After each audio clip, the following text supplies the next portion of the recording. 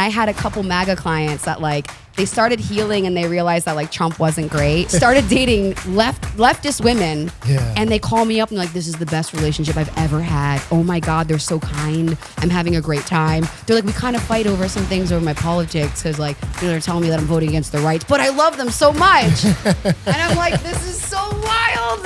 Right. This is so crazy. I'm like, have you tried not voting against the rights? That'll fix the relationship issue that you're having.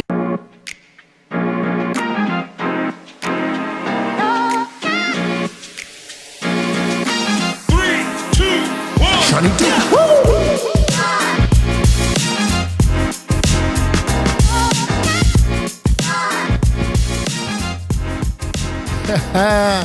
Hello, and welcome to Situaseans podcast. I'm your host, Sean Michael Williams, aka Seanydoo. You can call me Sean, Seanydoo, does not matter to me. I'm just glad that y'all are here, and I have a special guest here, Natalie Stavola. Natalie, thank you so much for being here. Thank you for having me. I'm very excited already. I don't know what's going to happen today, but I'm very excited. We are going to talk about all the things, and you have quite the resume. So you know what? I'm going to let our audience know who the fuck you are, because you are popping off right now. You got so many things going on in your life. So you are an actress, producer, human behavior specialist, mindset coach, author, and founder of Love Coach 24/7. Woo! Yeah. Wow. What do you don't do? Like I said earlier, sleep. Right? I don't sleep.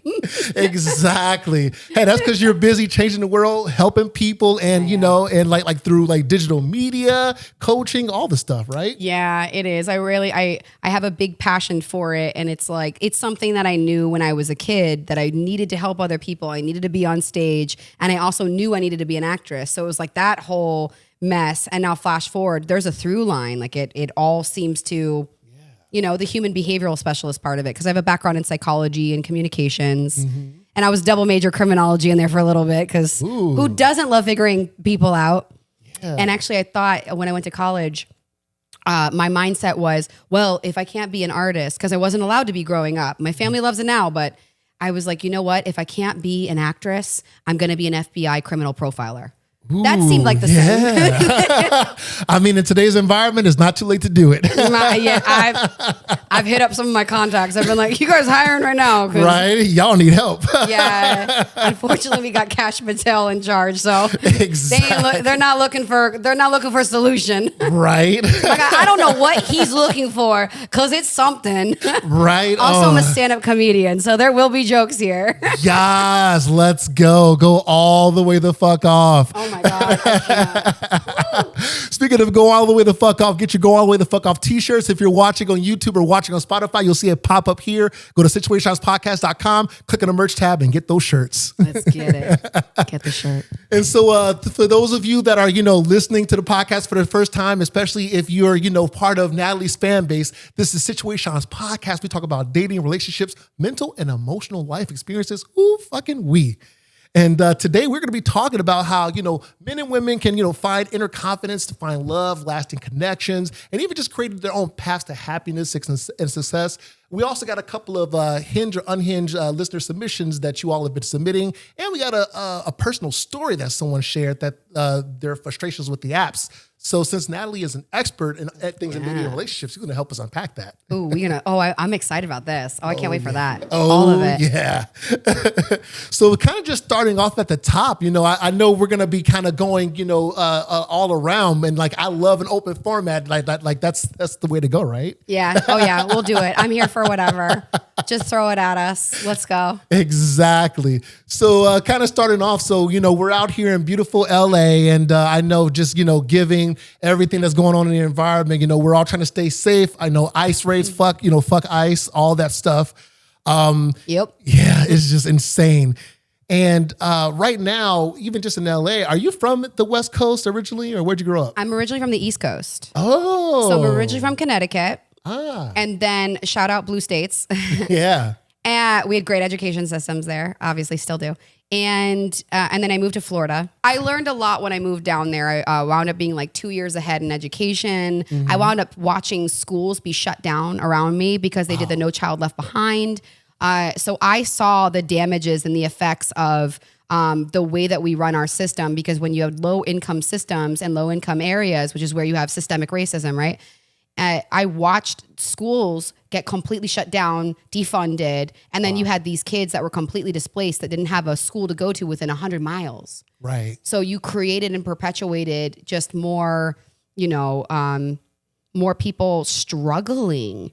Yeah. And the one thing that when it comes to like on the micro level, I help people fall in love with themselves, right? Because then they get to see themselves more clearly. They get to see other people more clearly. You break out of the matrix, the more that you fall in love with yourself. That's actually the truth. On the macro level, you start to be able to see propaganda really fast, and the better that you are with your own internal dialogue and stability, the faster that you are at seeing the stupidity all around you. And so like one of the biggest things ever is that I love passing on is studies have shown for decades and decades and decades that when we actually have everyone have a safety net and meet everyone's basic needs, once your basic needs are met, actually crime rates drop, homelessness drops, houseless drops, all of that actually drops, and our economy does better. But, we're patting the pockets of billionaires, so why make things right? Why have something nice?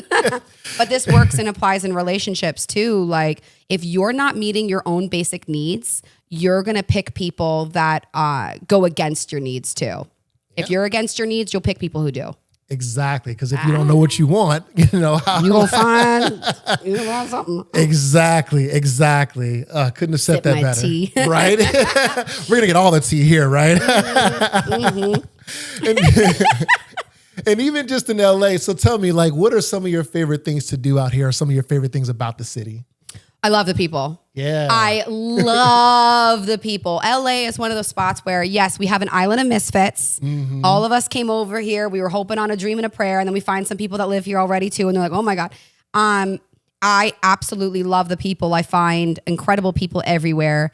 And I surf, I snowboard. One of the biggest things that I love doing is snowboarding. Ooh. So coming up in a few months, you will not catch me outside. You will catch me in the mountains. Yeah. I'm avid. So I throw everything in my car, in the back of my car. I drive up to Mammoth. If I really need a day, I'm so bougie now. I really don't do it. I just do a whole weekend at Mammoth. I don't care. But I love that. I love that here you can go from being on the mountains to being in the ocean to grabbing a cup of coffee with your besties. And then, we do shows. There's shows for everything. We've got theater. We've got live shows. You've got comedy shows. I mean, there's literally, oh my God. And you can order great food at any time. Ooh, oh yeah, exactly. Yeah, that's the best part. I'm such a big foodie and Italian. I need to be able to get like a steak at 2:00 in the morning. Yes. A good one. All the steaks, all the time. All the steaks, all the time. I That's want a t-shirt. capers and all the meat, all the time. That's a yes. I love that you can get meat at any hour of the night. Right. Welcome to LA. Absolutely. Yeah, I definitely love LA. I'm a transplant as well. Came from Chicago. There we go. Moved here exactly a year ago. How are you doing with Chicago? Yeah, like it's tough. Yeah. I love Chicago. I've been there a handful of times. Yeah. It's such a beautiful city, right? It is. Amazing people, amazing food. Oh, yes. Don't like the deep dish thing, but we'll talk about that another time. Yeah, same. I agree with you on the deep dish. Yeah. I can't stand it. But Chicago is incredible, and I love the people. So I'm sending a lot of not thoughts and prayers because we know that, right? But I'm sending a lot of like good energy there because yeah. Chicago's going through a lot. And for those of you that may not know what's going on politically or, are kind of just removed from the situation, first and foremost, I encourage you to get up to speed and everything, all with all love. But, Chicago is experiencing some, raids with the National Guard coming through because Trump is trying to deploy them there. Governor Pritzker is trying to, keep them out. Yeah. So it's a lot going on, and ICE raids as well. So, praying for you, Chicago. I love you all. Yeah. And I've noticed this with business and career and dating right now and my clients and in America. I have had a lot of people struggling financially and struggling romantically because even if they did vote for this, what happens is that let's say that you think that you picked this, that you were like, oh, this person's going to help us out. Right. Just like if you pick a toxic relationship, you're like, no, but guys, hear me. She gives the best blowjobs. Like, no, you don't get it. She's usually nice, but I love her. Right. Exactly. What happens when we get into Stockholm syndrome and we pick a terrible person and everyone around you is like, girl, you need to go. Like, boy, what are you doing? Exactly. They're not good. And you're like, no, I swear they're good. So what happens is that even if you think that you voted this in and that it's doing well, there's someone who's not stable. Yeah. You don't know what tomorrow's going to bring. You don't know if it's going to be lighting up people, putting in another executive order, stocks crashing or coming back up because it's manipulation right now, Planeteer, anything like that. You don't know what's actually going to happen. So what it does is it makes you walk on eggshells. I don't know what he's unhinged. Now, some people love it because they want to be unhinged so badly. Right. They want to say the racist thing. Exactly. They want to say the sexist thing. I know. I get it. Yep. I get it. Go to therapy. And what happens is that, because you don't have a stable environment, it's actually making a lot of people not be able to date, not be able to know what their future is going to look like. I'm watching a lot of businesses like get really shaken up and not like be able to pull in more money. Like this is a really instability, and being unstable or having someone around you that is unhinged and unstable affects you. It's very difficult to make future plans when you just don't even know, even if you think that person's on your team. Exactly. Yeah. It's it is just so tough. And then people don't realize, and for folks out there that are like, oh yeah, I was just voting because I'm Republican. I think it's like the people that voted just because it's Republican on their end, they don't realize that this election, that it took away the rights of women and people of color. Yes. Yes. And they were just so stuck in, well, I just vote because it's my political party. I know. And yeah. That's even worse. I know. Because what happened too is, I get it. I have compassion because I understand now a lot more about cults and what brings it, because it can happen on any side. Mm-hmm. Because on the left, you can also vote in people that like, your Jeffries and your, what's the other one too, that you're just like, come on. Like they don't care about other people. They care about their wallets, and you watch them, become more moderate or like not care about citizens. Right. Even Nancy Pelosi, I got an issue with, right? How you getting that rich? Exactly. Off of shit. You should not be making that much money off a stock market when you have insider trading. Exactly. Stop. So I'll call out anyone. I don't care. But we will do that. What we don't heal from, we accidentally vote in. You date it, you vote it, and sometimes they'll be like, well, this person, these Republicans said, just go ahead and vote for Trump, and they missed the part like last year when those same Republicans were like, he's the devil. Exactly. He is the worst businessman. Is so damn unhinged, I know. There are just so many, things going on, even just in the political environment, and even just more podcasters talking about like what's going on in the world. And, you had mentioned offline that there's a podcast that you follow that's kind of speaking out loud. So, I've Had It podcast. Like, I love those two. Shout out to the I've Had It podcast. Please let me on. I am a human behavioral specialist. Let's talk some shit. Let's talk about it. Yes. I am here for it because, like I said, Black community has already been dealing with racism and the effects of racism. And what we've seen over the duration of time is racism is the root of all of it. Oh, yeah. It is the root of everything because it's white supremacy in the top that's, curating and sprinkling down and telling these people to fight with each other. So when you heal racism and you fix that, gay rights come next, women's rights come next, everything, equality, all of the things, balance, like everything comes after when we tackle that. Absolutely. And it's in so many countries, but it's one thing to keep having to like, when they talk about, oh, you're supposed to pull yourself up by your bootstraps or why can't you guys do it? It's like, you guys have been doing it. The Black community's been Tulsa, Oklahoma, Black Wall Street, 1994 and getting bombed in New York again. Exactly. Every single time that the Black community has risen themselves up by the bootstraps, you get bombed. What happened this time around? Black women were some of the first to pull themselves out with, being able to have control and autonomy over their bodies finally. Yeah. In Atlanta, we were seeing Black female billionaires finally. We were watching, and then they started helping and doing what they were told to do, help your community then. So they did. There was people who were helping Black kids who wanted to become doctors and pulling them through. You had your HBCUs. And we had so many community members that were doing well. And we were actually watching a rise from Black community actually like doing it again. And then what happened? Boom, Obama came in, racism rose up even more. The white supremacists with their hats, either the white ones or the red hats. Yep. They didn't like that.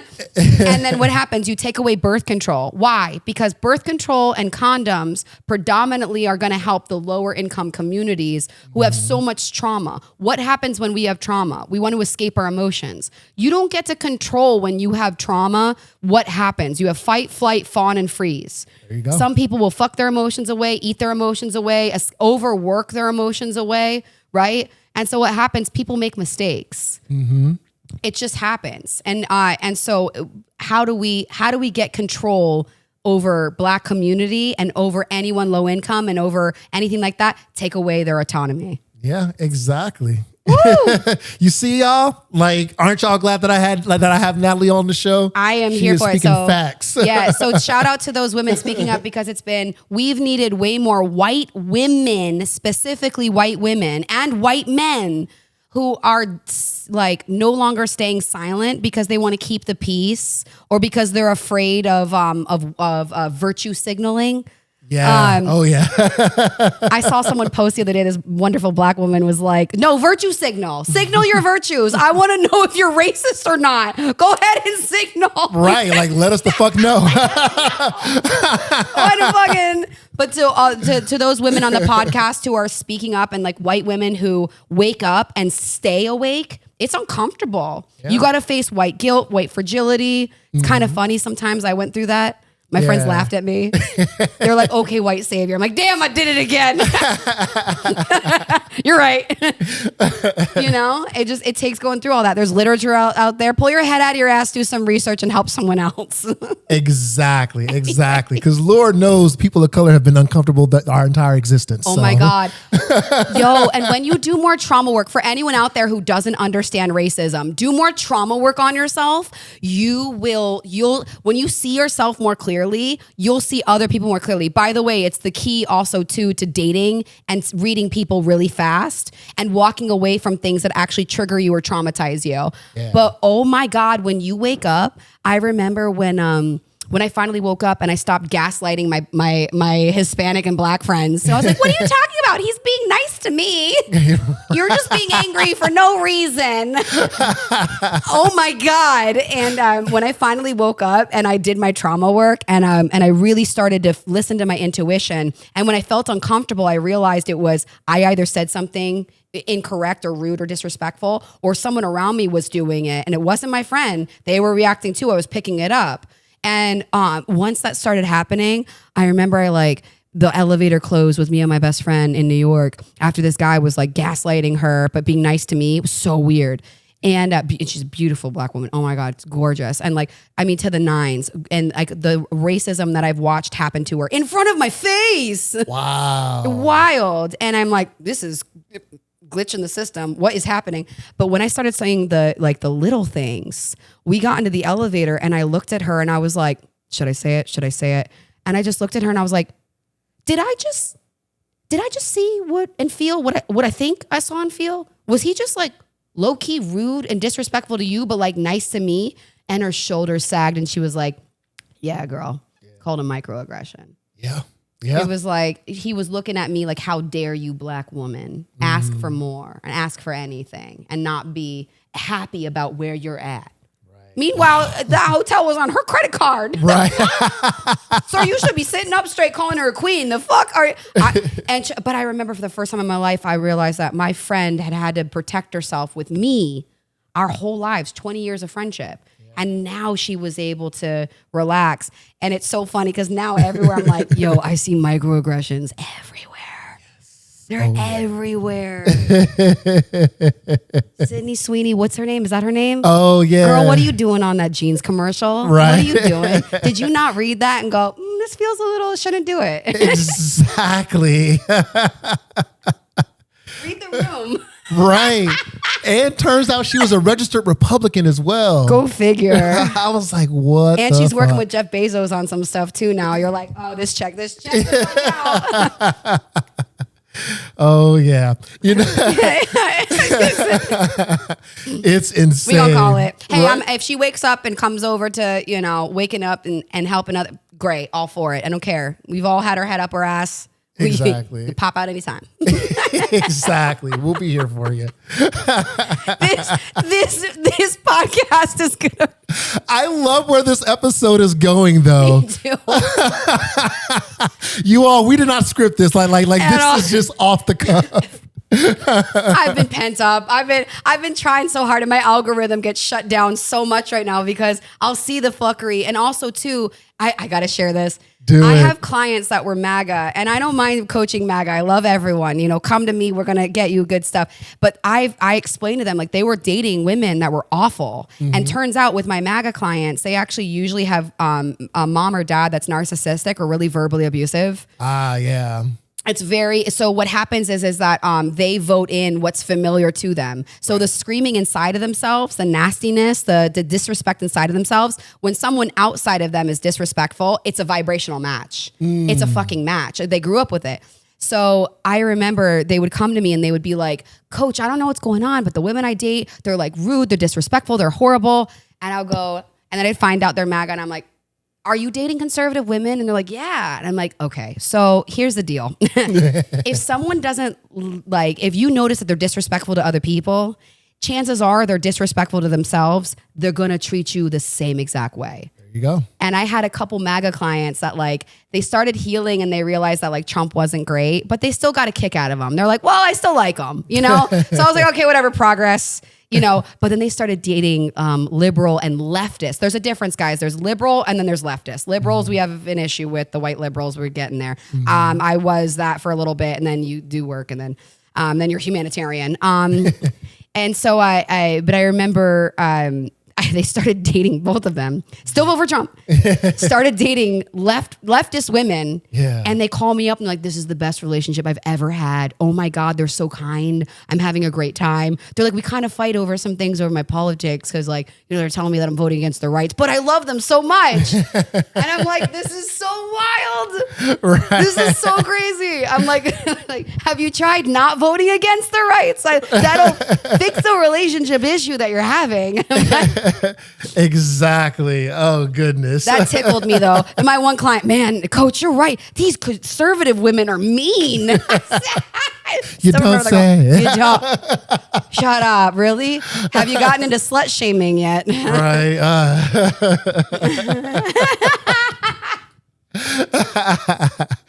And you even just on the dating scene in general, what do you think about the dating scene here in LA, or even just share something that maybe even your friends have said about the LA scene?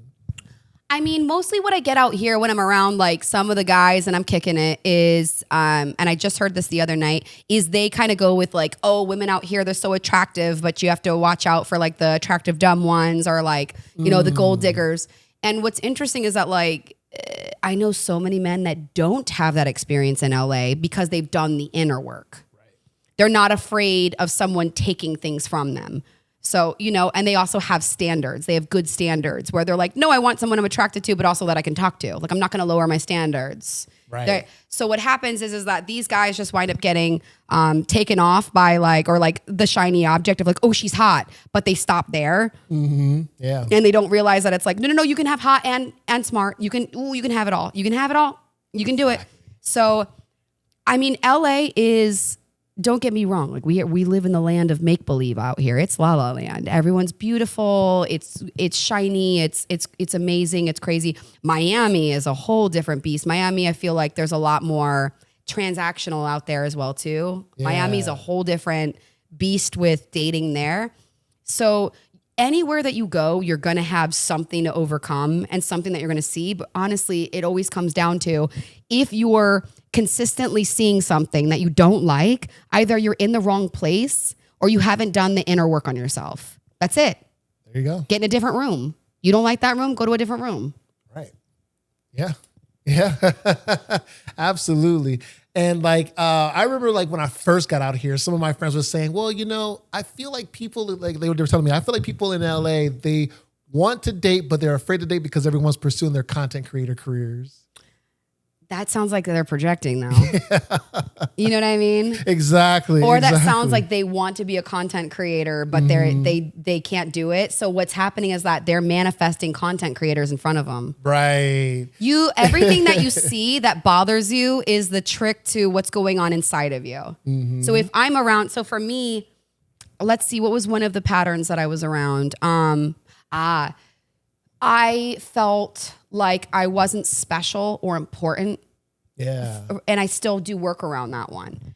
And that led me to picking and going to places that were, you know, those like kind of ridiculous, but really fake, like clubs, and they'll be like, "Oh, it's the hot spot tonight. We got this." Oh yeah. You know, C-list artists maybe come in. They said they were going to come. We're lying, but like you should come. We got red carpet. We got everything. And you get there, and it's like it's everyone that's still desperate. Yeah. You know what I'm talking about? Sky Club. Yes! Yo, I was going to say it. That's one of them.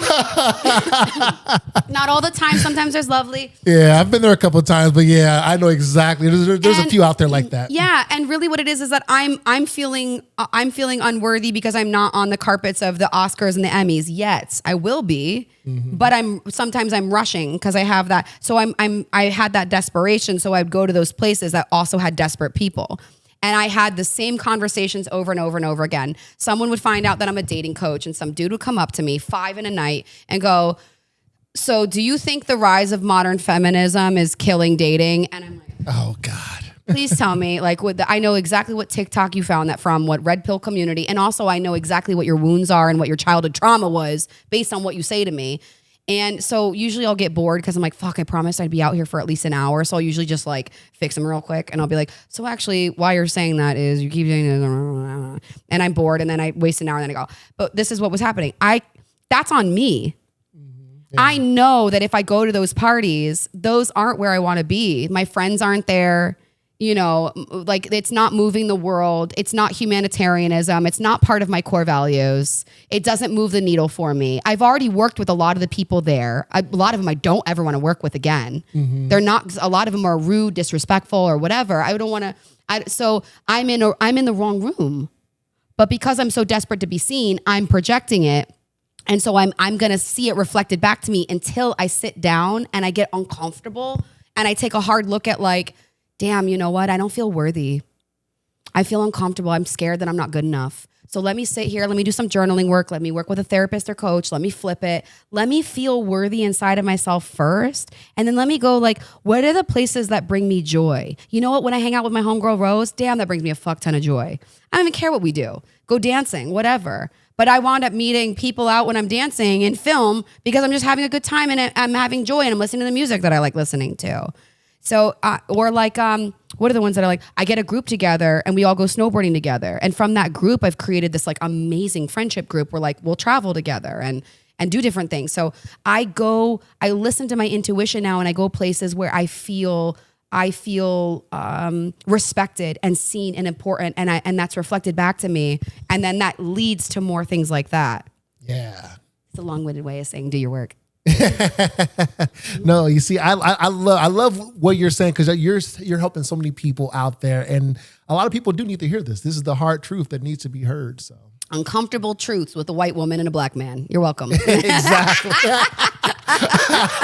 That should be the new name of this episode. We did have that uncomfortable conversations with a black man with Emmanuel Ocho. Oh shit! Sorry, you're gonna see this and I mispronounced your name. I'm sorry. I love that show. Yeah. Oh my goodness.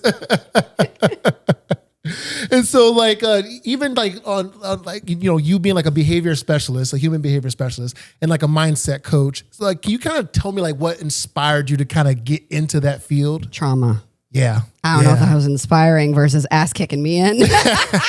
You know, that's like the starting force for why a lot of artists become artists and why a lot of creatives become creatives. Trauma. I'm pretty sure the mixture. I've studied so many different people, and I think the mixture of creating an artist is someone's a narcissist somewhere mixed with someone is an alcoholic somewhere. And then you get around that, and then it turns you into, I need to write something out or sing something. I need to feel love by performing. Somebody help me. Exactly. Everyone's like, oh my God, she's such a great artist. And you're like, I just needed a hug. Right. I needed someone to hug me. They're like, I love what you wrote. I said, help me. The fuck.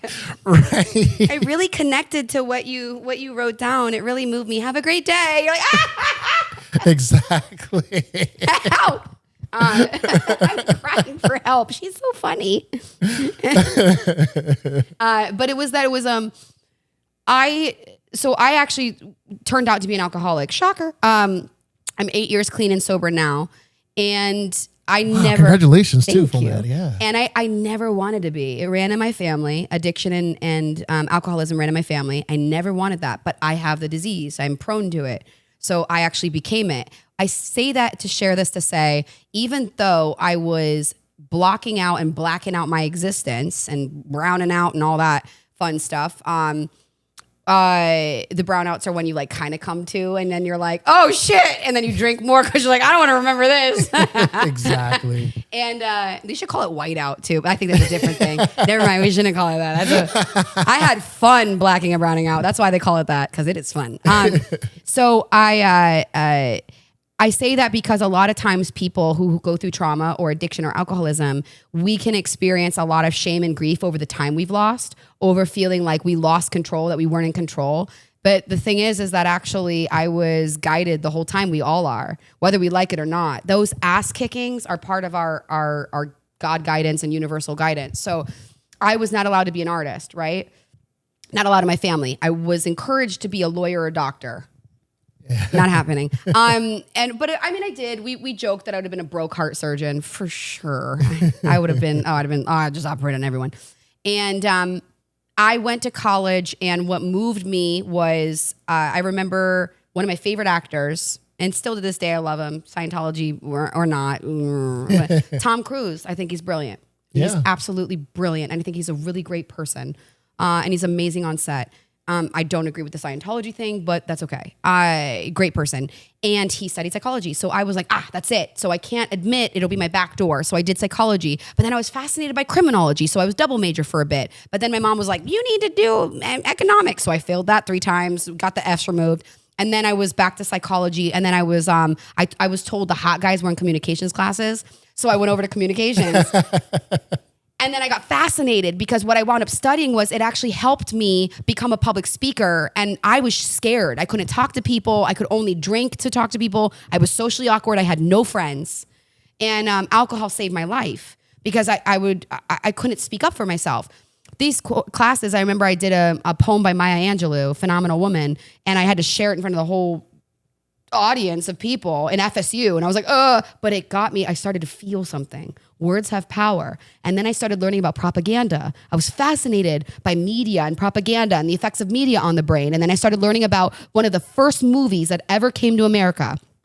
We had 3 movies in the beginning of feature films, right? It's a black and white. It's called A Birth of a Nation. Oh, yes. Very controversial film. If you're in film school, I know you saw that film, but yeah. I don't even know what's controversial about it. It's bad. It's evil. Controversial my ass. If you watch that and think, well, I don't know, maybe they had no. Get out of here with that. Controversial my ass. Easy. Yes or no question. Is that a good film or a bad film? Don't get this wrong. Yeah, right. There is a wrong answer. I am not going to fucking debate. Oh my God, right? I am not going to debate my existence as a woman, nor should a black person explain their existence to someone who doesn't. Get out of here. Anyway, and some of you guys know what I'm talking about. You know what I'm talking about. So we wound up learning about Birth of a Nation. And I started to understand that what I was watching, cops, things like that on the media, everything had so much subliminal like undertones that it was making me see black people and brown people a certain way against my will. Right. Yep. You know, clutching your purse when you're in an elevator, walking across the street when you see someone. Mind you, statistics are white men commit majority of all the crime. Exactly. The number one killer of women, of pregnant women, is a man. You know what I mean? So it's like, what? And it's statistically, it's also white men. So we started learning about the effects of media on the brain, and also how when we're watching things, when we familiarize ourselves with them, it's called a familiarity bias. I'm more likely to behave, speak, and vote that way just because it's familiar. The reason why Reagan became president and how Trump became president was just because they were TV stars. Yeah. Reagan was an actor. He was familiar. Exactly. So when we're familiar with something, suddenly we think that it's truth, even though it's not. It's just a familiarity bias. So I actually thought back then when I was in college that and also pharmaceuticals. We started learning about, I started learning about rate of recidivism, private prison systems, how much money they're making on people, how they're keeping people sick I thought that our people in power didn't know. I was like, oh shit, someone's got to tell them. But they knew all along. Yo, and then I started getting older and doing it more inner work and seeing it. And I was like, oh, they're doing it on purpose. And that's actually what got me back into filmmaking was how powerful it is when you tell a story and you share a story and you've done that inner work and you're putting, the black person as the powerhouse, and you're putting, you stop doing the black man is always the one helping the white dude figure things out, and the black woman is always the mom, carrying the weight of everyone else. And so when you stop doing that and you put in other things, sometimes you have to force feed it to people, like Ariel the Little Mermaid. Exactly. Yep. Oh my God. When people are like, right. People are like, she's black. Like the mermaid wasn't black in a cartoon. It's not a real character. Right. But I'm also like, finish that sentence. Why wasn't she black before? Go ahead. Go ahead, Karen. I'll wait. Right. Why wasn't Ariel the Little Mermaid black in the 1980s and before, in the 60s? Go ahead. I'll wait. Finish it. Exactly. Who were the animators of Disney? Like before the 2000s. I don't get to talk about this I start off as a dating coach and I love it and we do it. But even with my dating coaching, I'm like, we've got to talk about this stuff. If you're not aware of what's going on in the world, then the person that you date is going to feel very alone. Yeah, absolutely. Whether they know it or not. Because, it used to be a time where you could have separate politics and still coexist in a relationship. But these days, especially... That's because they had Quaaludes. Yeah, right, exactly. Right? High as fuck. Exactly. That's because women were like, sure, you could beat me, Ron. Right. Fuck it. Unfortunately, yeah. They couldn't have bank accounts. Exactly. In the 80s were the first time a woman could have her own bank account without getting a man to co-sign for her. Then she was like, fuck you, Carl. Exactly. Fuck your politics. Stop touching me. Right? Exactly. Stop touching me at work. What the fuck? Oh yeah. And hell, I'll even give leeway before like Trump's got in on 2016, before even like that time, you could still somewhat date somebody and who was Republican, but at the time people's rights weren't. Let's be real. People of color, their rights were always being taken away slowly. Exactly. But not at the expeditious rate that it is now. And so now it's like if you're voting Republican, you unfortunately are voting for the dismissal. Just the whole spectrum. Right? Because before you were like, oh, well, checks and balances. This guy can say, women shouldn't have an abortion, but he's not going to win. And then enough of us were like, no, it's there's a lot of them that are saying that. Here's what we didn't know. Martin Luther King Jr. actually, ever since him, but before him, right? So you had the 13th Amendment that came in. We won't get his. By the way, I thirst trap. If anyone wants to follow me, just be prepared. I mostly just talk about history and like how to heal so you can see things more clearly. Yeah. And I'll thirst trap every now and again. I'm like, all right. Sexy photo for the gram. And then boom. So in 1988. So in 1883. So what we found is 13th Amendment made it so that you could still have slavery, right? Yeah. If I take away your rights, then I could pull you in, I can make you pay, I can make money off of you, I can make you do indentured servitude, right? We saw that even up until last year, even this year. But last year they had something come out where there was like a group, like 30 convicts in Georgia that actually were let off and they were let go. But the facility didn't tell them. What do you call it? The corrupt, I guess is the word that keeps coming up. But the police or the prison system didn't tell them that they were released and they were free to go. They kept them because they were all working at McDonald's, so they were making like money off of them. Wow. Yeah, for months. Oh my goodness. Did not tell them that they were actually all free to go, that they were all up for parole, and so they kept these guys, these people, just continuing to work just to make money off of them. Johnson & Johnson, Target, Idaho Potatoes. Like, there's so many people who are getting money off of indentured servitude. And we're over here upset about, immigrants. Meanwhile, billionaires are just like underpaying everyone, Everybody. right? Yeah. And so what we found is there was that. And then Martin Luther King Jr., ever since him, he really upset a lot of racist people. And they like to misquote him now. Yeah. And people think, oh, well, we found proof that he had an affair, that he wasn't a perfect person or whatever. So you mean that like Dr. King fighting for people's rights just because he had a past as skeletons or whatever. Yeah. Like everything he did is just undone. Right, None exactly. Of that matters. And that's a lot different than like, because he was compared to someone that was against him. Right. And it's like, that's a lot different. Like Martin Luther King Jr. was someone who spoke up for everyone's rights. Exactly. Made mistakes, but wasn't like, he didn't dismiss people. He didn't gaslight them. He didn't deny them. He didn't say that you're wrong. He didn't say that you're lying about you're being abused. He was like, equality for all. There we go. We good? Like, exactly. Boom. That was it. So it's a really interesting thing that he gets a lot of misquotes, but mostly to marginalize people and continue to get people to be quiet. Because I realized, my friend told me this, and it's really true. A lot of people want peace, but they don't want justice. They want you to be comfortable and quiet because they're comfortable. So they don't like it when you're showing them that like, no, actually there's people who are being hurt. So during Martin Luther King Jr., what we saw, and Trump was alive back then. Yeah. This wasn't that long ago, guys. Trump was actually like, he was around, he's not that much older or that much younger than Martin Luther King Jr. He's only about like 10 years younger than Martin Luther King Jr. Exactly. So he was around back then. Exactly. He was in his 20s back then.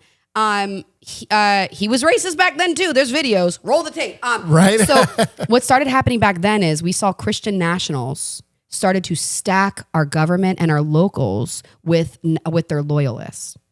And what we talked about earlier was familiarity bias. When you have people at the local level, they come in and you get familiar with them. You're like, oh, John from down the street. Oh, I've seen him 1,000 times. Yeah, he should go in for office. And then you don't realize that he's actually changing things locally, stashing money in his pocket, like ruining, the city. Doesn't matter what, left or right you are, corrupt is corrupt. Absolutely. Crushing that. And then all of a sudden you're familiar with his face. He goes on to get a bigger Senate seat, in Congress. He's senator or House of Representatives. And you're so familiar with his face that you don't even like listen to or hear the fact that he's been corrupt and stealing money. Yeah. And that's where we're at right now. So even though it's like you said, oh, maybe before 2016, you could be kind of Republican or Democrat and still kind of get along. I mean, yeah, but you were still seeing like racism everywhere. Absolutely. Sexism, racism everywhere. Exactly. Now it's just out loud even more. You're like, he said it. Right. He said, this all relates to dating. Cause it now does. like when you're swiping on people, like it's the time. Ladies, I'm just saying, find a leftist man and give him some good pussy. Yeah, there you go. Give him some, I believe, I said this before on like a reality TV show, and I'll stand 10 toes down on it. Leftist men deserve good, amazing, free pussy. You should just put it somewhere, announce it, like get it. If you're in a relationship, like you get extra head. Yeah. There you go. I think that it's like power of the pussy. I think we could really change some things if we're like, you know what? I really don't want to fuck a racist anymore. Yeah. I'm tired. The sex is not great. Exactly. Sorry, I said it. Confessions of a Dating Coach. The more that I've done dating coaching and career coaching and seen people's trauma, the more that like you can tell based off what someone says, I'm like, nah, I'm good. Because most of the time with these guys on the right wing, alt-right, and pickup artists and red pill community, they shit on men so much, and it's boring to me. It's never made my pussy drier. Exactly. I can't. The moment I see, like, you can see it on someone's profile too. Like, you'll see it on there of like, you know, you better not have any BS. You know, or be a gold digger. And I already know what kind of man they are. Yep. And then it'll say, and of course it gives it away, conservative, Christian or whatever. And then, or, you know, not political. And then I'm like, oh, and, you know, and you'll see it in there, like the way that I already know. I'm like, you're the type of person that shits on other people. Yep. And I'm good. Now, granted, I'm talking some shit about these people right now, so hypocrite, right? Although there's a difference between shitting on people and calling it out. Exactly. And there's a big difference, because I'll call out anyone. I don't care if it's left or right or up or down or backwards or forwards. Like, you can, you know, respectfully call some things out. Although I do have a place, like there's certain things I can't call out because it's just not my place. In those spaces, I just shut the fuck up and listen. No, you're like, no, for sure. I mean, you know, you are definitely like one of the strongest allies, and just like, it's like people of color, like this, she's a real one. It took a while though too, because I was, it was an accident, but you know, and it's, for anyone out there, this isn't something where it's like virtue signaling or whatever. Like I went on a MAGA set and there wasn't any black people there, obviously, but right. Obviously, we would have been like, no. A few Hispanics that were really uncomfortable. I bet, yeah. My ass gets on there. It's a film set. And like someone started talking about something. I was like, oh, I'm left as fuck. Just so we're clear. Like I'm lefty left. Like lefty left. Like and I was like, and fuck Reagan. And then one of the fucking film financiers was like, oh, don't tell the lead. She's a Reagan fanatic. And I was like, well, I was like, here's the thing. I can have a conversation with them because I'm fine. Like I shoot guns. I don't care. I'm down with, let's talk. Like as long as you're not disrespectful and trying to gaslight me, like MAGA gets a kick out of me because they're like, wait a minute, you're like cool and like I can talk to you. Yeah. And I'll come with some facts. I've lived so long with staying silent and watching other people, men, women, the gay community, even other men, like even other white men, right? Mm-hmm. I've stood by so long and watched other people get shit on in front of me, get abused in front of me, get verbally abused in front of me. So like, I'll call out women, you know? Yeah. When a woman's like, oh yeah, fuck these men and da-da-da. No, Sharon. Sorry. No, Sharon's a good one. Karen. Exactly. I came up with something. Karen is but like, what's a white woman that like shares her privilege? A Sharon. Oh yeah. It's a Sharon. We love the Sharons. But your Beckys or whatever, you know, your spiritual gaslighters and bypassers, I will throat check them, the throat chakra check them real fast. Cause it's like, no, you don't get to shit on other people, you know, and say all men are this or all men are trash, or be quiet, men, it's a woman's turn, because now you're perpetuating the problem. Right. Yeah. You're telling men they can't process emotions. That's the reason why we're in this mess to begin with. Exactly. I'm not having it. So everyone should be able to have an entitlement to their opinion. And even if it's wrong, whatever, like just let them be. Don't surround yourself with them, you know? Yeah. But we got to stop giving microphones away. That too. So, and TikTok advice, like the cookie cutter TikTok advice, Instagram advice. I know. Do this to get it. Yeah. I've posted some things on TikTok and Instagram, like the little bite-sized things. And I've had people come at me and I'm like, my dude, that's a 20-second soundbite. Obviously, I'm not talking about all the variations. I can't. If you want to book a call, I can. But no, I'm not going to get into like, well, actually, if it's anyways. But yeah, no, I'm happy to be an ally, but obviously that means I still have work to do, and I'm down for it. Just one of those where it's like, I'm down to be a good person who listens and does her inner work and is down to like, oh, if I make a mistake, cool, then we can fix it. That's a relationship. Absolutely. That's a good relationship. Exactly. I just love how we're like tying like all of like politics and dating relationships all in one. Like this is just really great.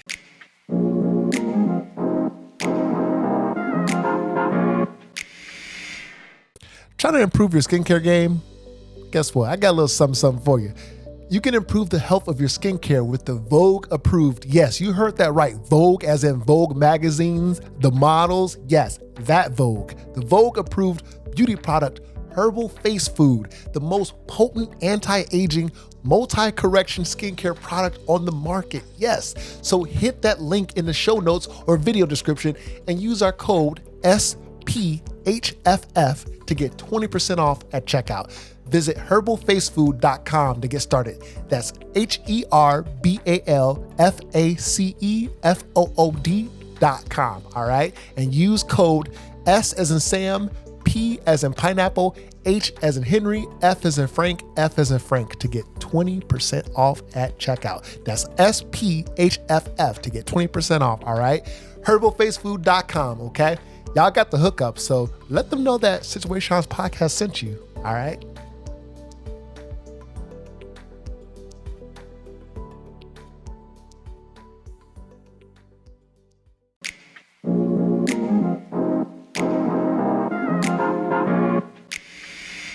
So you're an author. You wrote this book, How to Get the Girl, Learn the Secrets to Getting and Keeping Quality Women. And so can you kind of share with us some of those secrets in this book that kind of helps men, get the girl of their dreams? And you kind of already alluded to a lot so far, just dropping all these golden nuggets of knowledge. Yeah. But do share more. So here's the tea. Everything comes down to how you speak and treat yourself. Period. So if you want a quality woman, then you want to treat yourself with quality things. How are you bringing joy into your heart? Are you changing and challenging those negative beliefs and changing them into positive affirmations, right? So how you treat yourself will be where you go, who you're around, and that's going to ultimately lead you to much better people in general. So the trick to all of it is finding your boundaries, which is the things that you've already learned, you've already grown from, you're done with. And it's not, a boundary isn't control. It's not, you have to behave this way. That's not a boundary. A boundary is, I just walk away from X, Y, and Z. I don't tolerate disrespect. I don't tolerate a lack of communication. I don't tolerate gaslighting. I don't even have to say anything. If it's someone that I've been with for a while and they do it and it's a mistake, then it's a conversation, right? But if it's repeated or I'm seeing it off rip, first time, I'm out. I don't have to say anything. I know wrong room, find the right room. So once you know your core values and your boundaries and you start showing up better for yourself, then it's you're going to be a vibrational match. If you want something good, you treat yourself good, then you're more likely to receive it. Because here's the key. We treat people by accident the way we treat ourselves. Yeah. So even for people out there that are no, I people please and I treat myself like shit. Actually, you do treat people the way that you treat yourself, because what happens is that you lack boundaries with other people. So when you're with a woman and you're being codependent and people pleasing her, you're burnt out. You are making her do more emotional labor for you. You're dismissive of her emotions by accident. You're not comfortable with her emotions. You keep trying to fix and change her emotions, which actually feels really uncomfortable and off. Yeah, it does. So you actually are. And then you'll usually run away. You'll run away from good things. So you abandon yourself, you abandon other people. So it's all everything is in what you're seeing in front of you is an indicator of what's going on inside of you. Absolutely. And I think sometimes people tend to project things, kind of like what you were alluding to earlier, project some of their own past, project some of or even, and I've had this experience in the past when I when I was dating in Chicago, but I would find people that were on the apps, not fully healed. So I remember one time I was kind of seeing somebody for not even long. It was maybe a month at best. Right. And I had to break it off because of the fact that she was kind of, projecting a lot. She told me, hey, I'm still not healed from this last person who, pretty much put me through the ringer. And so I'm very hesitant with guys in general. And I was like, wait, so how long ago like was that breakup? Like remind me. And she was like, yeah, this was probably about 2 months ago, like prior to dating me. I'm like, sounds like you, like, what are you still doing on the apps then, you know? Yeah. But here's the thing though, is like if you look back on her app, chances are you like painted a red flag green when you were looking at it. Exactly. You know, especially here's one. Also too, like heal from whatever hurt you, because that way, whenever you get something good, if you don't heal from what hurt you, you won't be able to see the good. You'll see red because otherwise you have cognitive dissonance. Yeah. It's the biggest thing. But, usually what will happen is that we'll read an app and we'll see on there, it'll say something like, I don't know what I'm looking for. Oh yeah. You see what I'm saying? Avoid those. Right? Exactly. Unless you are also someone who doesn't know what they're looking for, you about to fuck around and find out. Exactly. You about to wind up in a situationship. Exactly.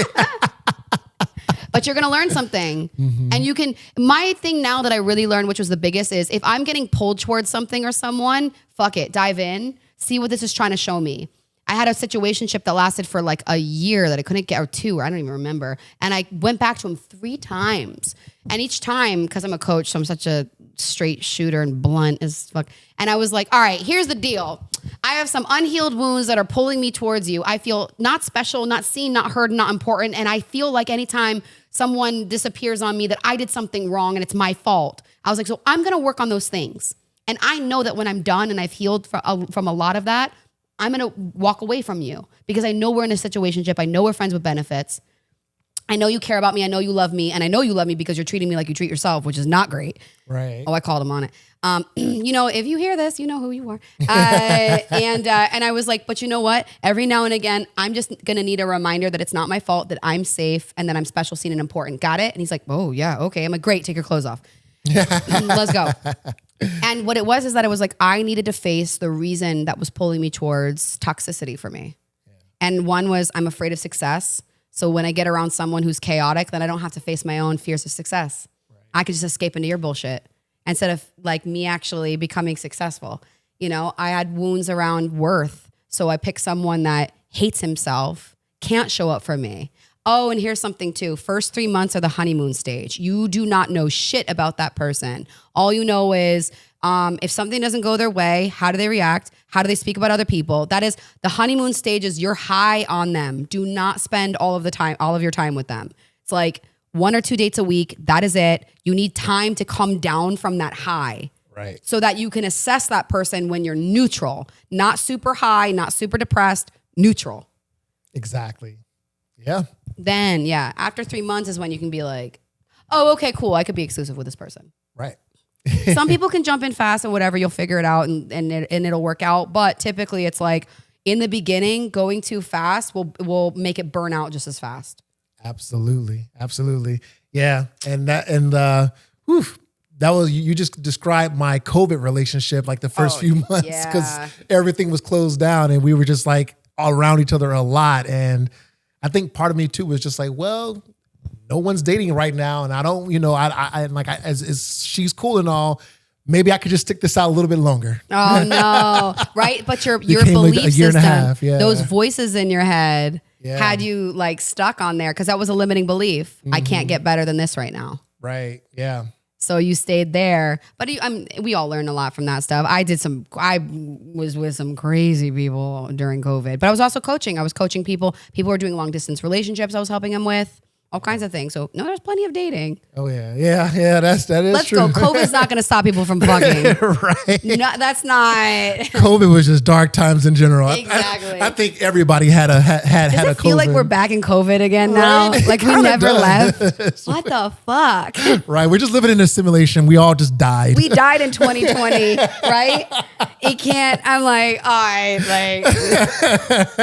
But that's honestly why now too. I love that I've been able to be a little bit more unhinged or not free speaking tonight, because sometimes, you know, with certain podcasts or whatever, I stick to the certain questions and everything, but it's so wonderful to be like, oh my God, have you seen what's going on?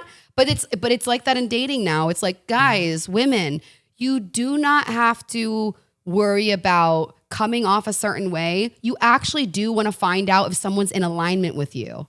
Find that out on the first date. Find that out before you even go out with them. Here's something that's in alignment. Is that person looking for a relationship or are they just looking for hookups? Well, if you're looking for a relationship, you're not a match for someone who's only looking for a hookup. And by you being quiet just to be liked is going to make you waste your time. Yeah. You know? Exactly. So I find out real fast, are you racist? Yes or no? Great. Next question. You sure about that? How'd you vote? Exactly. I'm not racist. I have a black friend. You're like, I'm going to explain. Right. Next. Yeah. You just told on yourself, right? Exactly. Yeah. Right. Like people that do that. Well, I'm saying what I'm saying because my black friend said it too. Oh, so your one black friend speaks for the whole community because he can't be an individual, but white people can? Okay. Right. And you know what I started realizing is that for me, I had to stop picking people that I had to coach in dating. Yeah. Oh my God, when I started dating men that have done that internal work, and I mean like what I needed to start seeing was I needed to see that there are powerful men out there who make a bunch of money because I'm successful. I do well. But I needed to see that because I used to believe, like I told you earlier, I used to have this programming in my brain that said that white men had all the power and all the money. Don't get me wrong. A lot of them, the racists do. That's actually not the truth. You actually have a lot of amazing, incredible men, because that's who I'm attracted to. There's women too, but like Jeff Bezos' ex-wife. Woo, we love her. Ooh, we love her.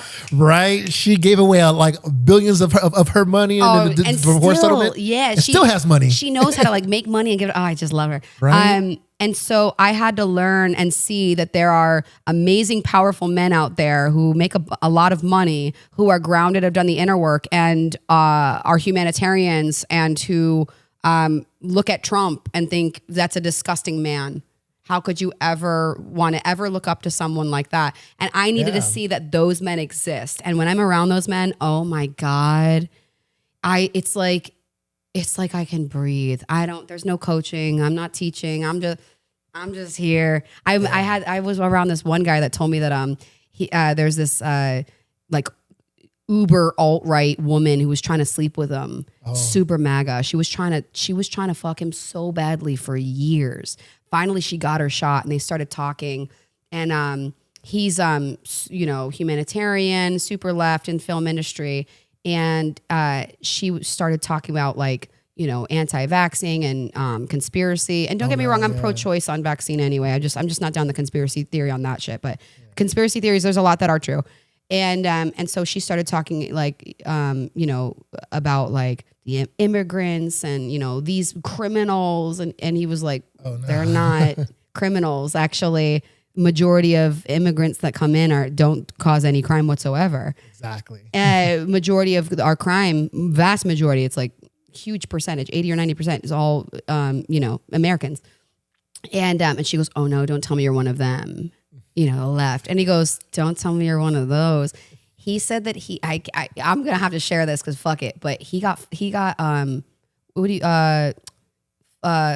why am I blanking on the term? He lost his heart on. Oh, okay. He couldn't get hard. Yeah. He could not get hard for her. And then she said, she was like, can't you just hate fuck me? She said that to him. Can't you just hate fuck me? He was like, no, I don't hate myself. I don't hate other people. I can't hate. She was begging him. And she was like, why? He was like, I can't get hard for ignorance. Ignorance makes me like flaccid. Exactly. And I was like, Niagara Falls. Because I too dry up with ignorance. Oh my God. I love it. Same. Ignorance and just hate does not do it for me. It doesn't. And they're in so much turmoil inside of them that like, my stomach winds up hurting and I'm like, I can't. Right. And like, not to go on a tangent, but for like the women that are conservative, that, have conservative husbands, I'm just like, how do you lay under your man or over your man, whatever position that you're doing at the time of the evening? How are you under this guy and just letting him in you when he's saying pretty much outright, you're not my equal, you don't have rights. Because she's not laying underneath him. He's on Grindr. That's true. That's so true. Oh my God. Did you hear about what was it? Arizona. During the Charlie Kirk Memorial. They crashed Grindr. That's why I'm done with the Jeffries and what was the other one out there that's like not, is it Schumer? No, Schumer's all right. But there's a couple of Democrats that are like just bought out by, ridiculous and just not with it. And they're trying to play politics and make themselves look good, but they don't care about their constituents. They don't care about like what people are really needing and wanting, right? Yeah. So I'm like, I need more people. So here's what happens. The reason why when we're in toxic environments, we become toxic is because healthy does not work on toxic people. Right? Gavin Newsom, don't like a lot of his policies at all. But I love the way that he is emasculating Trump, because that's actually how you take away a dictator's power. Studies have shown that over time and time again, the way to get a dictator out of power is by emasculating them. Because the reason why he's in power is because people have put themselves and projected their masculinity and their hopes and dreams on him. They projected themselves on him. So anytime he does something wrong, they can't. They excuse it, Stockholm syndrome. But when you emasculate him and you show him like how he really is, which is weak, then people are like, well, I don't want that. Ew, that's not what I voted for. Exactly. That's how you do it. So I need Grindr to leak their shit. Right. I need all leak the names, the Grindr files. Leak it. Who hackers out there? Get the Epstein files. Right. What's that group? Anonymous. Yeah. Yo, I love Anonymous. I started rewatching Mr. Robot recently just to feel good. Yeah. Oh my God. It's such a good. But Anonymous, if you're out there and you're hearing this, also I think you were trying to charge on Patreon. I don't like that. Don't do that. I just need you hacking, get everyone's student loans disappeared. Yes. Release the Epstein files. Right. They freaked out in 2016. They disbanded and they got caught because they were torn between Hillary Clinton and Trump because they're both crooks. Exactly. It's like, which is the lesser? Well, these are both bad. You're like, fuck. Oh, goodness. Like I said, I don't care if someone's a woman or a Democrat or whatever. If someone needs to be called out, I will call it out. Exactly. Because our liberal, like what Martin Luther King Jr. said, the most dangerous person is the moderate white man, because they'll stand by and watch the abuse and say and do nothing. But they'll sit there and say that they hope for you to have rights, but they'll do nothing about it. And so it's been because of for me, I've benefited off of DEI and affirmative action, right? As we should. Right. Because I will go into a place, even still today, and I am disrespected. I've had 2 dicks whipped out at me this year alone in business meetings. Wow. Yeah, I'm saying that shit on camera. Forget it. So I'm in rooms where I'm being disrespected. And mind you, there was multiple people and I'm being disrespected, and I have degrees. I come with degrees. I'm being spoken to in a certain way because I'm a woman. And some of these guys have so much sexism in them, but they don't think that they do. And they have a familiarity bias. So they want to hire their buddies that look like them. Right. So it's like DEI and affirmative action helps us to see where our biases are, so that way you can pull your head out of your ass. There we go. There's a theme here. Exactly. And so, but there's been a lot of, liberal white women who we benefited off of things, and we just kept it like that and closed the door on everyone else who even fought to get us there to begin with. Yeah. And, and it's because of our own familiarity bias, our own complacency, our own nastiness inside of us, or trauma, that we voted in, even Democrats that aren't there for other people, they're there for themselves too. Absolutely. So we got work to do. So much work to do, and so much work to undo after this administration. Oh my God, I know, right? I'm wondering though, if you just if he's going to blow everything to smithereens, I guess you could just be like, well, we'll just keep the things that we like from before. Exactly. Start the government over. I got one, here's the one. KKK is domestic terrorists. That's it. Just start there. Proud Boys. Why is that not a terrorist group, right? It should have been a terrorist group for the longest. Because right now the ones making the laws are like, well, I'm not going to incriminate myself. Exactly. That is so fucking true. So many undercovers in the government. Mm-hmm. So many. Yeah. And the last thing I wanted to kind of talk to you about before we move to listener submissions is you had so you're an actress, a producer, you do so much in the film industry. You kind of alluded to that earlier. I kind of want to know what was your passion even just around that? Because I think you said earlier just the trauma and just how you were able to tell your own story and kind of change the narrative and just reframe and restructure. I just want to know, like, even now, how hard is it, do you think, it's just being a filmmaker in today's society? Man, filmmaking, first of all, it's really important right now. We need our filmmakers so badly. But when we have so much greed from the top up, from the top down, like your top 1% has I think it's like over 50% of all of the money right now.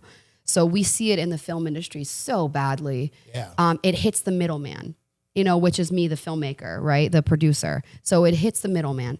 I'm down to still do it because there's no money in filmmaking. There never was, but there's plenty of money in filmmaking for everyone to be able to do what they, there's plenty of money.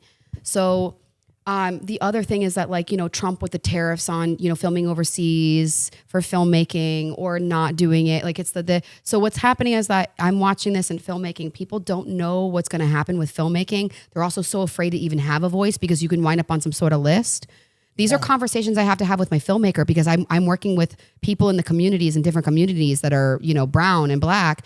And if we go overseas, I don't know if I've got to jump in front of somebody because they're going to wind up getting carried away by ICE. Right. And they live here. They're from here. They were born here. But as we've seen with ICE, and I know this from intel and inside stuff, ICE is racially profiling and kidnapping people that are American citizens. Yeah, and the Supreme Court had greenlit that it's okay to like discriminate if they speak Spanish or like ICE has probable cause to arrest and detain if they look suspicious or look Hispanic or Latin. It's so fucked. Meanwhile, there's 10,000 visas from the UK and in Los Angeles alone that just went up.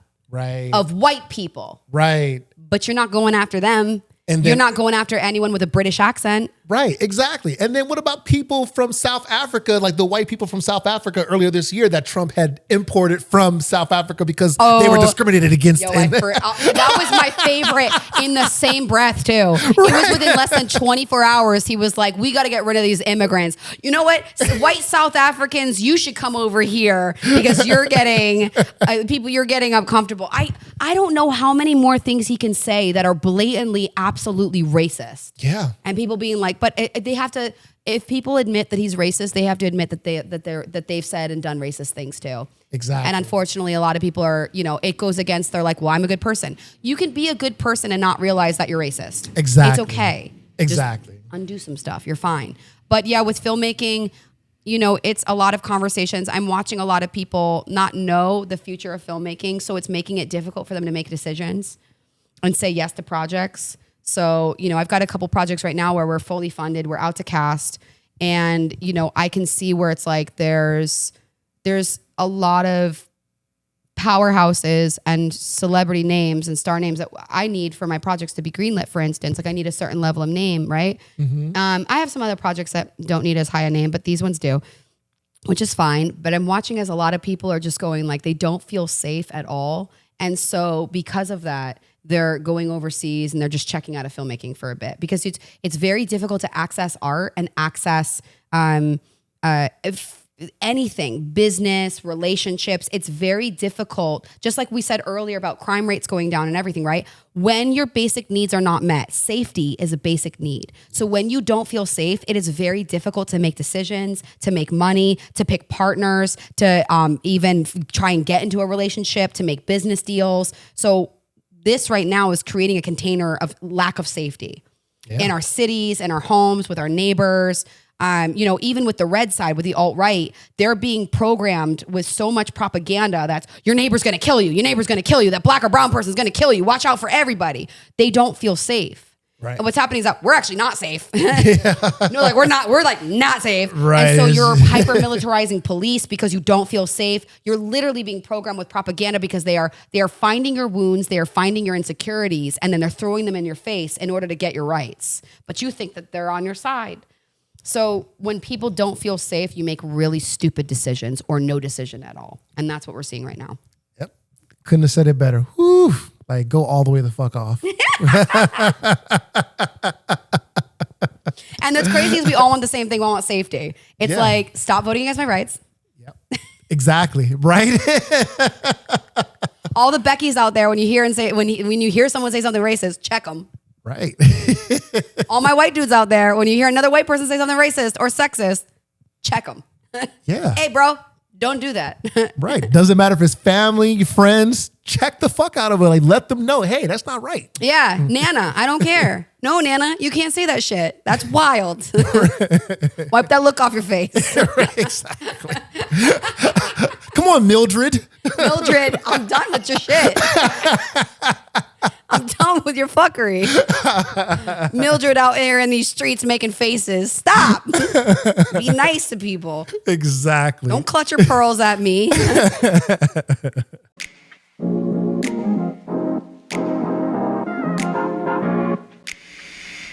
If you're listening on Apple Podcasts or Spotify, can you do me a really quick favor?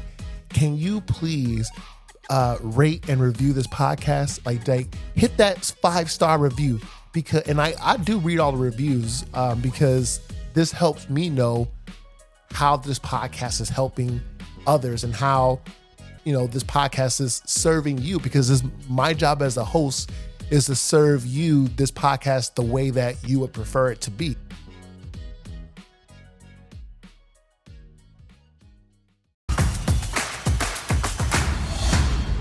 We do have this listener personal story that we want to kind of unpack. So Natalie's going to help us unpack it all. So this listener says, I genuinely believe this generation is fucked when it comes to dating, and a large reason for this is social media. As a woman, there are constant videos of the he didn't plan a date in a week, dump him. If he didn't ask how your day was, he doesn't care. If he didn't feel it from date one, will he never want you? Same, honesty can be true to an extent, but majority really just feed unhealthy patterns and behaviors in dating. This also goes for men too. I believe men see on social media how independent women are and how they just prefer to be alone and not approach, so they don't even bother, and I don't blame them. If I saw those videos as a man, I wouldn't want to bother anyone ever again. I'm personally trying to stray away from social media when it comes to dating, because there is truly no right or wrong way to date. The only way to go about it is to be respectful to yourself and others, be kind, and be open to new experiences. I'm still very single, 27 female, but at this point, I'm not going to follow the rules that social media should just say I should find my person, know how to find my person. I really hope people who read this take into consideration on how social media is really ruining our experience on making new connections and getting out there when dating. I'll continue to remain positive, and so shall everyone else trying to find genuine connections. Signed, we're all doomed as fuck. Damn, this speaks volumes. I agree. But Natalie, before I say my spiel, what do you think? Yes and no. Yeah. All right. I like this. I'm so curious. Why yes and no? So there's been fuckery since the dawn of time. Yeah. Now, before we had social media, you had pamphlets, right? Yeah. You had women passing it on. You had bad information out there left and right. Some of the things that I hear from pickup artist communities and from men, because I mostly do coach men, I've had to undo, but it's things that we've been hearing since, decades. Yeah. Decades long. You know, with social media, all social media does is reflect back to us our wounds. All it's designed to do is keep you on that app. Because something like this bothers you for this woman, because seeing like hurtful things and shit things, and like chances are, my guess would be that like you had to deal with a parent that lied or manipulated and didn't fully tell you the truth. So it was like you had to constantly figure things out for yourself. So now when there's this information out there, you can feel it. You're 27, so you're learning.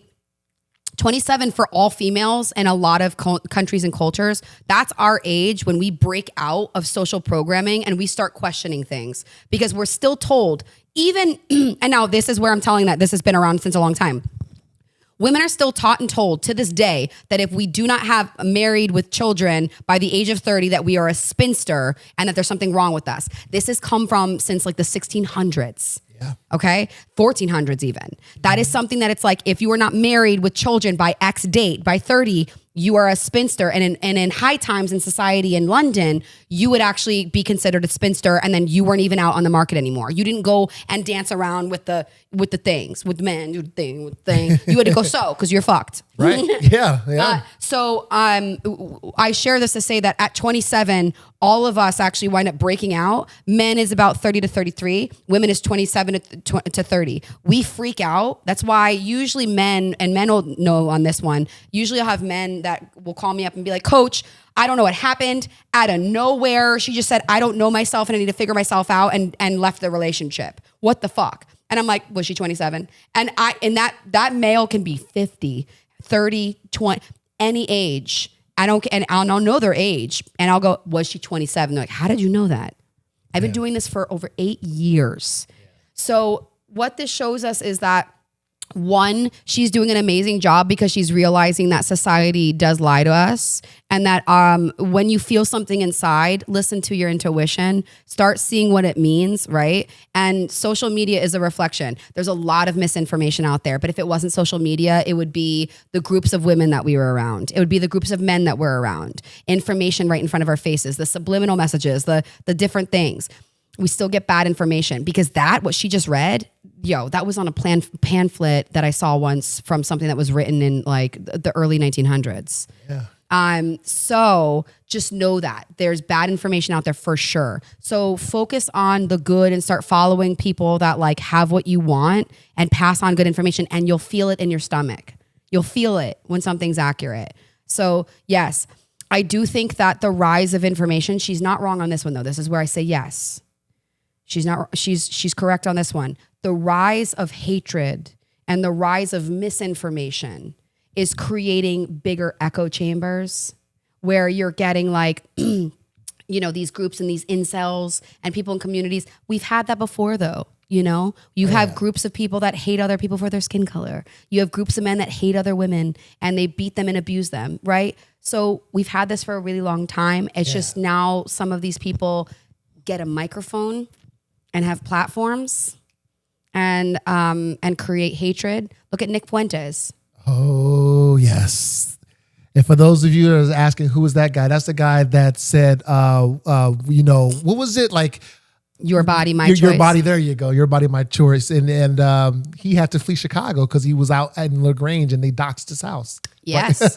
And then he actually started this group called the Groypers. Mm-hmm. Yeah. This group of like incel dudes who like they look at like owning everyone, and it's a really and that's who, as we know, one of them assassinated. And even Nick Fuentes is finally like telling his group of people, don't hurt anyone else, like you didn't hear it from me, because if someone carries out an assassination because of you, you're liable too. Like you're on the hook. So anyways, we have this.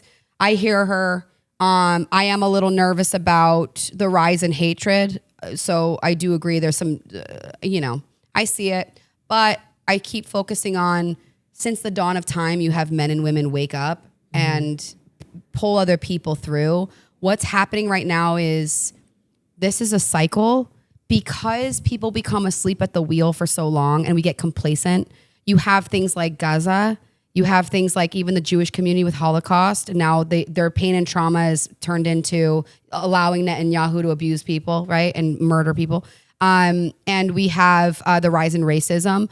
And so what happens over time, it's about every few decades, every 3 decades about, every 3 decades there's a shift. When was the last one? 60s to now. So every like 80 years, every so often, every generation, we have a huge like power struggle shift in dynamic off the charts fuckery. And the reason why is because we're asleep at the wheel and we're watching our neighbors and we're watching our loved ones be beaten, abused, hurt, maimed, and tortured. And we stay silent, we do nothing. Yeah. And it has to get so bad because it's the only way for people to wake up. When it comes to, men abusing women, the controversial dude that we saw a lot of white liberals relate to recently and, white Christian people relate to recently. one of the things that he said that was just really controversial and inaccurate was that, you know, there aren't as many women being raped and tortured or hurt in America as the statistics say, that he thinks that the women are lying. Oh my God. Right. Yeah. Because he thinks that, well, why do you still go to college and go on campus if you're more likely to be raped, right? Why would you go to work if you know that because it's normalized. We have normalized this amount of abuse. And because we know that there's good things out there, because we know that and also we've been told and taught that America is the land of dreams and opportunities. I can't go to another country and do filmmaking the way I can do here. So, you know, in order to follow my dreams, I'm subjecting myself to to a lot of this abuse. And you normalize it. You shove it down, you try and heal it. And then once you heal it, you're around a lot more safer people, right? That don't gaslight you. So the difference though is that now we're finally talking about it. It's like the Black community being like, oh my God, we've been abused, tortured, like hurt for centuries and centuries. Hello. And people like, what are you talking about? I don't see it. Exactly. And then you finally see Trayvon Martin in 2012, the Black Lives Matter stuff when it first, you know, when the people first started to see these recordings of Black innocent, you know, people being killed on right in front of you. And it's like, you know, a lot of people, like the general public or, you know, was like, oh, we didn't know this was happening. We've been saying this shit for decades. Yes. And I was one of them too, that I didn't see it. Mm-hmm. Trayvon Martin, things like that. I kind of started to come to, but I was still so deep in my own alcoholism that I was like, wait, what? Huh? Right. And then I started waking up, and then it happened again. And I started waking up. And then cops came out, and I coach cops and Marines, and they came out and said, there are abusers. Mm-hmm. I know cops who have, cops who have told me that their coworkers have thrown drugs into people's cars just to arrest them with it. There's a group chain. My brother's an investigative journalist in Kansas. Shout out, he's so good. Yeah. But he got leaked to him, and he came out with an article that about these racist, homophobic, and extremist cops in Kansas that were all in a group chat putting their own knee on George Floyd, and then they were also talking about shooting people. And and as a game, and how many Black people they got to shoot. My brother got them all fired. Changed the whole, right? I'm like, let's go. But he didn't, you know, I think that he also too was looking at like, it was a shock to his system to see that there are people in positions of power that abuse that power. And I think that that's what happens with people is they don't understand that there are people in positions of power that abuse power. And then that trickles down. Absolutely. That's the trickle down. Y'all. Exactly. And I just love how we just tied this all, like, you know, like this episode is important. This is a history lesson for a lot of people. And some of you like need to know too that police force started off as slave patrols. Exactly. They started off as slave patrols. And then, you know, when slavery wasn't allowed anymore and they were upset about it, then they turned it into the 13th Amendment. So if anyone wants to know more about that, I would highly recommend Ava DuVernay's 13th. Ooh, so good. Yeah. So good. But yeah, now when I finally woke up, and don't get me wrong, I'm not cool with anyone being assassinated, you know? But when I finally woke up, it was like, oh, you can't unsee it now. Yeah. Yeah. I mean, some people fall back asleep, but once you see it, you're like, oh, wow. Yeah, this is wild. Like you hear it in the way people speak. And what's cool about it is, the reason why I bring it back to dating is because the more inner work that you do and the more that you spot it, you'll spot racism so fast. It'll also help you in dating. You'll spot a narcissist or a psychopath or a douchebag or a toxic chick or a gold digger. You will spot them so fast. I mean like that. Yeah. Because you've done that inner work and you're not gaslighting yourself anymore. You're not questioning yourself. You're actually like listening and being a kind person to yourself, which means that you're going to gravitate towards more people that are kind, respectful, and all that. And then you'll realize that the people that you were around. So filmmaking, for instance, like now my biggest thing was I don't work with people anymore that are unstable or disrespectful. That was my biggest lesson. I was slowing my success down because I was around toxic people. So I had to learn that I'm like, now I get to work with people that I fuck with. I'm like, yo, I love these. I'll do anything. What are we doing? A rom-com? Hell yeah. Exactly. Yeah.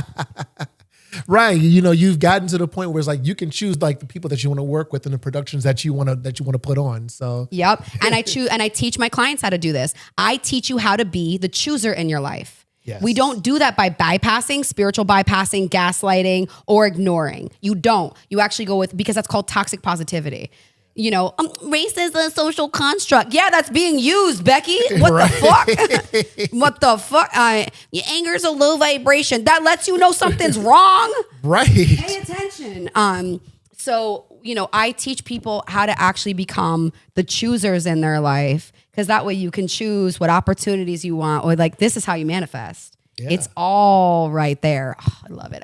I hope more people just do your inner work. There you go. There you go. And if you all want to put on your dating profile, if you want to weed out the bad, just put on in a prompt, tell me your thoughts about Charlie Kirk. And then depending on those answers, that'll let you know who to weed the fuck out. Oh, yeah. Actually, I had a field day. I dragged one girl across the internet, and I don't feel bad at all. She was being racist and commented publicly on my comments, and I dragged her publicly on my stories. And she was like, I can't believe you do that. And I was like, I can't believe you say racist shit. He never said anything racist. And then I was like, well, let me break it down for you on like how what he said was racist. Here's a video. Right. Crickets after that. Got it. Okay. So you wanted permission to, okay. But I won't anymore. I don't want to be silent, because here's the reason why. If I stay silent about that person, or about my experience on someone, or on set, or when something, and I'm respectful about it. But when I stay silent, when, you know, I look the same as someone that's causing the trouble, I'm allowing abuse to continue. Right. Verbal, psychological, and eventually physical. I'm condoning it. I'm putting my stamp of approval on it because I'm uncomfortable. Yeah. Right. It's like you're standing on business over here. And, I love that. Because my sets are safe now. Right? There's already going to be chaos and dumb shit. We already, you know, we make mistakes. You're like, oh shit, forgot the PA. Where'd he go? Send him off for coffee. Now we got a fire over here. You know, but it's like creativity thrives in safety. Relationships thrive in safety. Yeah. You know, economics thrive in safety. Exactly. And there's nothing sexier than like, you know, feeling and being safe around the person that you're getting to know. Oh, yes. Now everyone sees the through line, you know, when everyone feels safe, when your basic needs are met, when you can relax, when you got that safety net, when you know someone's got your back, you fucking flourish. Yeah. Society flourishes, and the stats fucking show it. I thought people didn't know it. Now I know they manipulate with it. Now our job is to learn those things so we can do better, say better, speak up better, treat people better, so we can have better. I want nice things. That's it.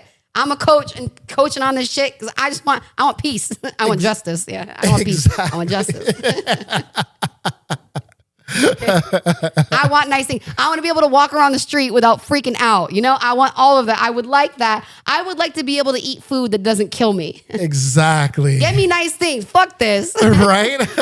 I'm not doing this out of the goodness of my heart. I'm tired. Fucking tired of this shit. I'm trying to coach men, so I got to date another racist. This is they're boring as shit. Right.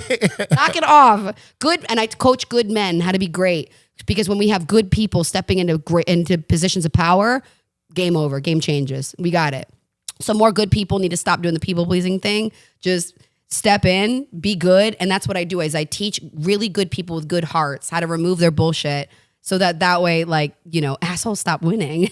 Yes. Yes, taking down the system. Yeah. I'm an op.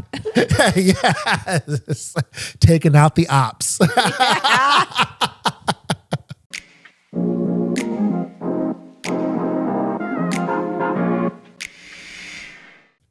So we got one more submission, and this one is just like a really quick, you know, lightning round. So this person, exactly, this person sent like a screenshot on Hinge. She sent this in to us. I guess this is on her profile, she said. So anyway, this says, my biggest date fail. I was on a first date and went to the restroom to text my cousin an update, and I accidentally texted my date. So is this Hinge green flag or unhinged red flag deal breaker?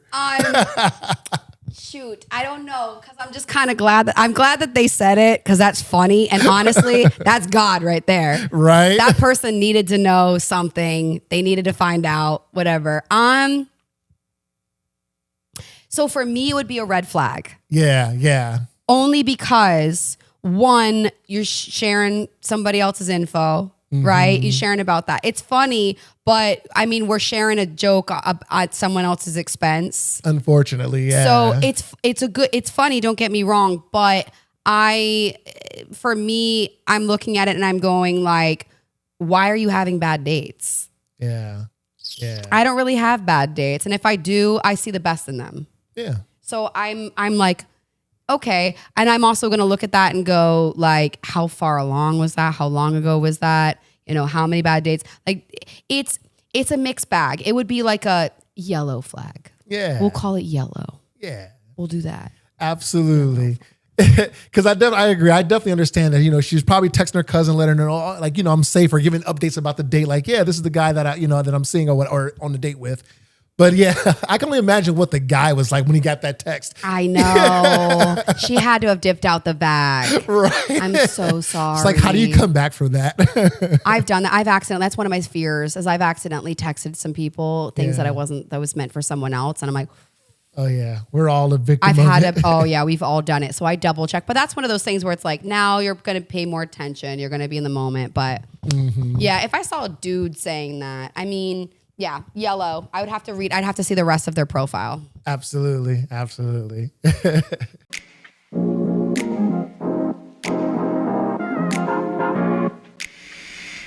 Thank you all for submitting those. Again, if you want to be part of the podcast and submit your stories, situaseanspodcast.com/submit. It's an anonymous submission form. Like, we'll have it all. We'll read it, me and a guest. And yeah. And so, Natalie, are there any last words or any fun tidbits you want to share with our audience before we break here?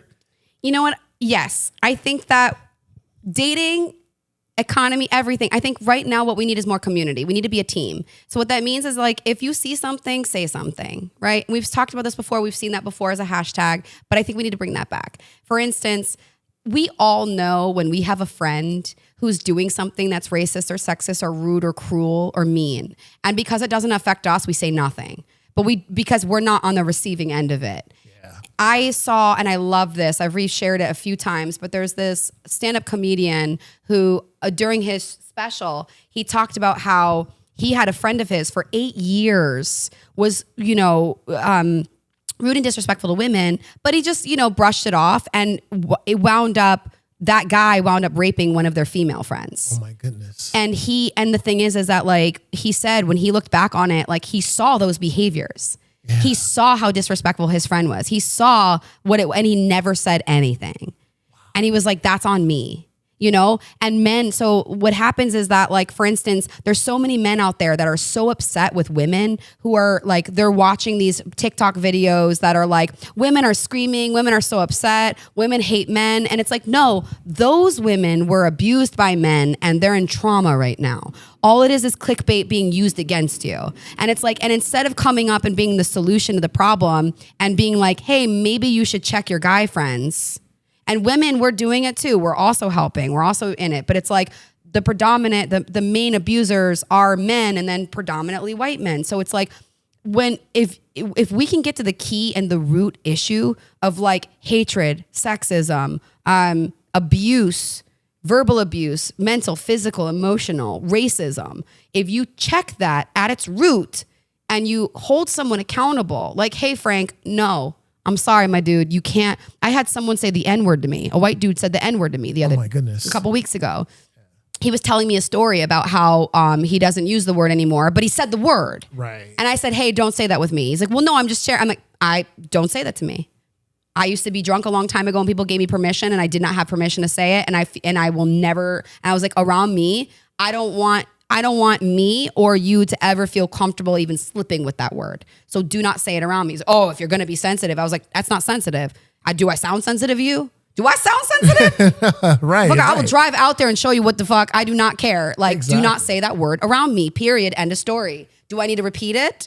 Because Right. it's not like, so he was like, all right. I was like, great, thank you. No, I had to, like, stand on principle on that one. Right. Then and not back down, because then he threw at me a gaslighting. Oh, you're being sensitive. Oh my God. But because I've done enough inner work and I've been gaslit and I know I'm not sensitive. Right.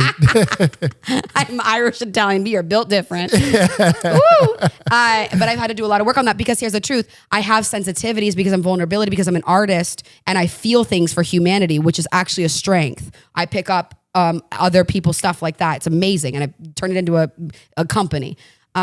So I had to make sure that I felt secure with myself, that I was willing to lose a friend, a potential friend, and lose business because I am unwilling to move on my principles. Because now when it comes down to it, that person, and I helped him understand what he did later, but now that person isn't going to slip on that word later. Good, He's not going to make someone feel uncomfortable later on because I said, no, I held a boundary. So we need community. We cannot do this alone. Absolutely. You know, if we want better dates, then it starts with helping out with correcting someone when they say or do something stupid, so that way they don't say or do something stupid and cause harm to someone else. And that, men out there, that's what's going to helping women feel safe in their bodies. You know, that way you guys don't have to keep picking up broken women and fixing them. And women too. That way we don't have to keep picking up broken men who hate women and fixing them. Right? Exactly. So you're welcome. There you go. And you see, like, say something. Right? I know that came out of do something, say something. Oh, if you're going to say something. Right. Exactly. Like,